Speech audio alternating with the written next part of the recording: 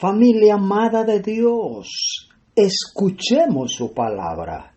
Nuestro ministerio, porque tu gozo es en mi Señor, da este mensaje de Dios al mundo para estos tiempos finales. Familia amada, muy buenas noches. Hoy continuamos con el tercer capítulo o tercer audio. Fariseo. Hoy en día este término se usa en sentido despectivo y equivale a hipócrita, porque así calificó Jesús a los fariseos. Tal vez Nicodemo temiera llegar de día o quisiera disponer de largo rato para hablar, lo cual les resultaría difícil de día. Sin embargo, es probable que Juan mencione este detalle para aludir a la oscuridad espiritual que estaba. De nuevo, en griego suele significar de arriba como de lo alto. Este doble significado pone de relieve la falta de comprensión de Nicodemo. Jesús estaba hablando de una obra espiritual, pero Nicodemo lo interpretó en un sentido físico. El reino de Dios o el reino de los cielos es el reino que Dios convierte en realidad por medio del propio Jesucristo, es decir, el establecimiento del dominio de Dios en el corazón y la vida de su pueblo. Nazca de agua y de espíritu. Hay varias interpretaciones en esta frase. Primero, lo mismo que nacer de espíritu. La salvación no se obtiene por esfuerzos ni por méritos humanos, sino solamente por la misericordia de Dios. El nuevo nacimiento del cual el bautismo es señal visible. En el Nuevo Testamento enseña llanamente que el nuevo nacimiento es un acto del Espíritu de Dios. Es la obra regenerada del Espíritu de Dios mediante la cual somos purificados y recibimos un nuevo corazón. Segundo, el agua. Se refiere a la purificación. En el Antiguo Testamento, Números 31, versículo 23, dice: y todo lo que resiste el fuego deberá ser pasado por el fuego para purificarse, pero también deberá limpiarse con las aguas de la purificación. Todo lo que no resiste el fuego deberá pasar por las aguas de la purificación. Como se trataba de una guerra santa, la gente de ambos pueblos y sus objetos tenían que ser purificados. La guerra, aun siendo santa y ordenada por Dios, contamina a quienes en ella participan y por tanto deben purificarse.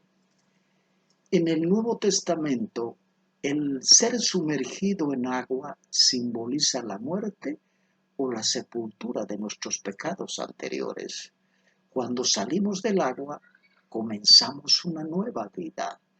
Hebreos 9:14 dice: imagínese cuánto más la sangre de Cristo nos purificará la conciencia de acciones pecaminosas para que adoremos a Dios viviente. Pues por el poder del Espíritu Eterno, Cristo se ofreció a sí mismo, a Dios, como sacrificio perfecto por nuestros pecados. Tercero, el bautismo con agua. Es el ministerio de Juan el Bautista.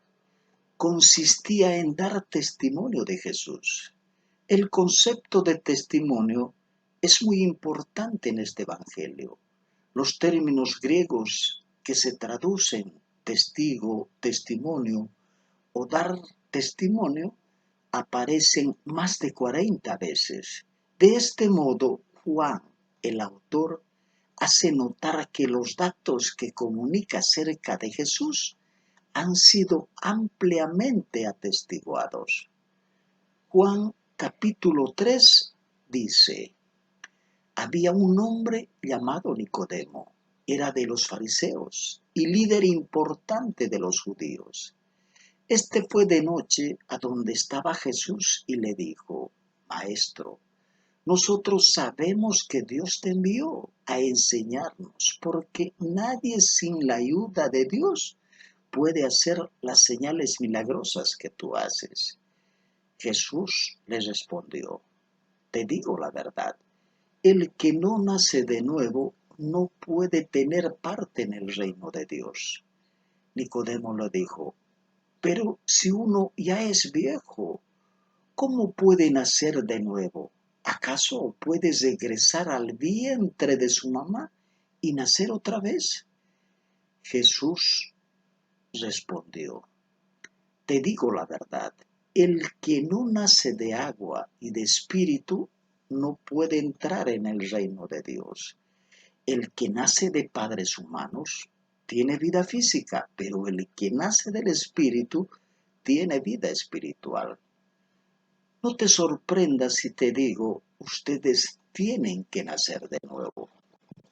El viento sopla para donde quiere ir. Tú lo escuchas soplar, pero no sabes de dónde viene ni para dónde va. Así es con todos los que nacen del Espíritu. Nicodemo le respondió, ¿cómo puede ser posible? Jesús le contestó, ¿eres tú maestro importante del pueblo de Israel y sin embargo no lo entiendes? Te digo la verdad, nosotros hablamos de lo que sabemos, contamos lo que hemos visto, pero ustedes no aceptan lo que decimos. Les he hablado de cosas de la tierra y no creen. Entonces, ¿cómo van a creer si les hablo de cosas del cielo? El único que ha subido al cielo es el que bajó del cielo, el Hijo del Hombre. Así como Moisés levantó una serpiente de metal en el desierto, así tiene que ser levantado el Hijo del Hombre, para que todo el que crea en él tenga vida eterna.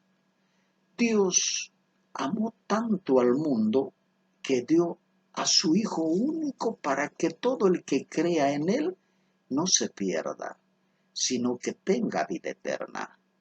Dios no envió a su Hijo al mundo para condenar al mundo, sino para salvarlo por medio de él.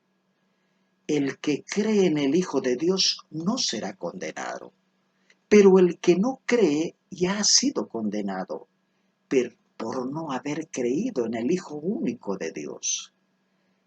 La gente del mundo será juzgada porque con sus malas acciones no quiso la luz que vino al mundo, sino que prefirió la oscuridad. Todo el que odia la luz no se acerca a ella porque la luz muestra todo lo malo que ha hecho. Pero el que practica la verdad se acerca a la luz para que muestre que sus hechos se hicieron por obra de Dios. Después de esto, Jesús se fue con sus seguidores a la región de Judea. Se quedó allí con ellos y bautizaba. Juan también estaba bautizando en Enón, cerca de Salim, porque allí había mucha agua. La gente se acercaba a Juan para ser bautizada. En ese momento todavía no había metido a Juan en la cárcel. Se entabló entonces una discusión entre los discípulos de Juan y un judío en torno a los ritos de purificación. Aquellos fueron a ver a Juan y le dijeron, Rabí, fíjate, el que estaba contigo al otro lado del Jordán y de quien tú diste testimonio, ahora está bautizando y todos acuden a él. Juan les respondió, nadie puede tener nada si Dios no se lo concede. Ustedes mismos son testigos de que dije, yo no soy el Mesías, solamente soy el que Dios envió para preparar el camino. La novia únicamente es del novio, Pero el amigo del novio espera y está atento para cuando él venga. El amigo se alegra cuando escucha la voz del novio. Esa es la misma alegría que siento ahora que él está aquí. Ahora a él se le debe poner más atención y a mí menos.